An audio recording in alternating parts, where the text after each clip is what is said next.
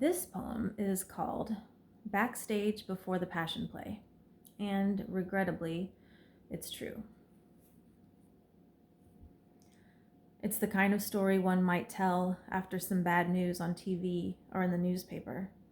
An affirmation that things are getting bad, going to hell, you might say, in a handbasket.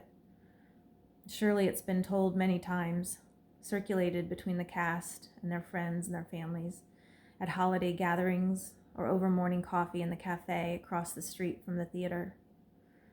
The costume was coming along beautifully, sequin by tiny white sequin, the dressmaker's dummy wearing it reverently, exquisitely, displaying the dazzle and shine of a resurrection.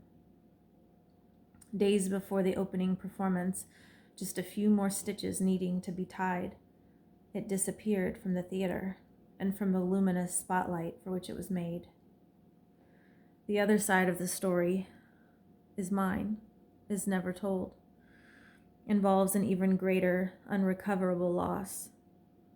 The day it disappeared, a peace rally had just dismissed from the theater, and the pupils of hope were dispersed into an afternoon of promise and positive thinking, and I decided to follow some friends down the wrong dark corridor, an alternate exit leading to the detour of souls. We found an open room backstage and were impressed by the sewing machines and colored threads and miles of fabric and ribbons curled on spools.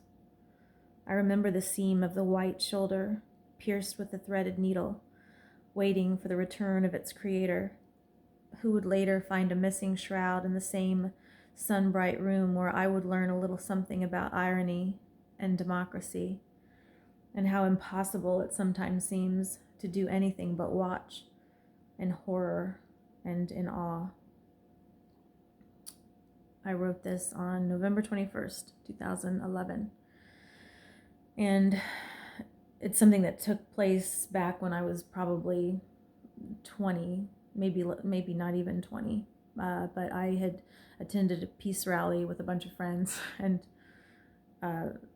as is told in the poem, we sort of explored this church where it was held, and some friends that I was with stole this beautiful sequined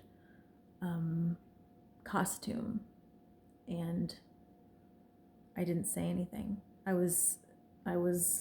knew it was wrong, but I was just sort of, a deer in headlights, and if I could go back, I would have put up a fight and a fuss. And anyway, it's a terrible lesson, and as Christopher Hitchens says, there's plenty of time for silence in the grave. So speak up if you see wrongdoing, is the moral of this story.